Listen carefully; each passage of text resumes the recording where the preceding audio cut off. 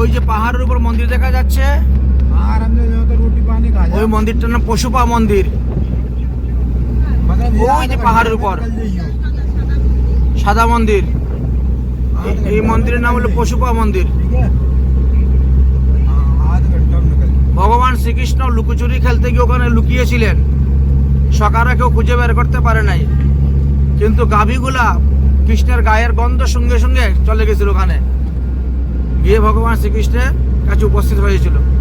গাভীর পায়ের চিহ্ন দর্শন করে করে সকালে গিয়ে কৃষ্ণকে পেয়েছিলেন। সেই থেকে এই মন্দিরের নাম পশুপা মন্দির। হ্যাঁ, ওই যে পাহাড়ের উপর দেখা যাচ্ছে মন্দিরটা, পশুপা মন্দির।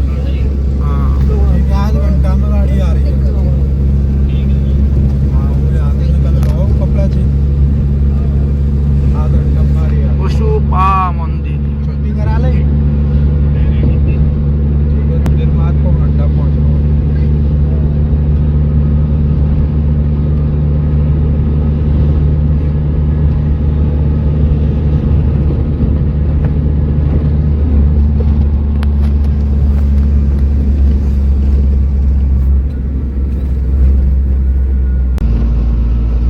এই হলো সেই মন্দিরের চিত্র।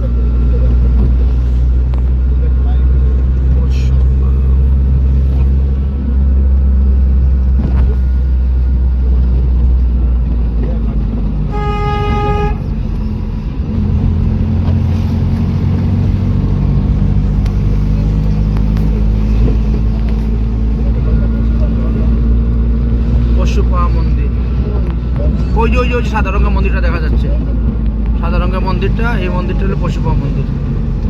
এই মন্দিরটা পাহাড়ের উপরে।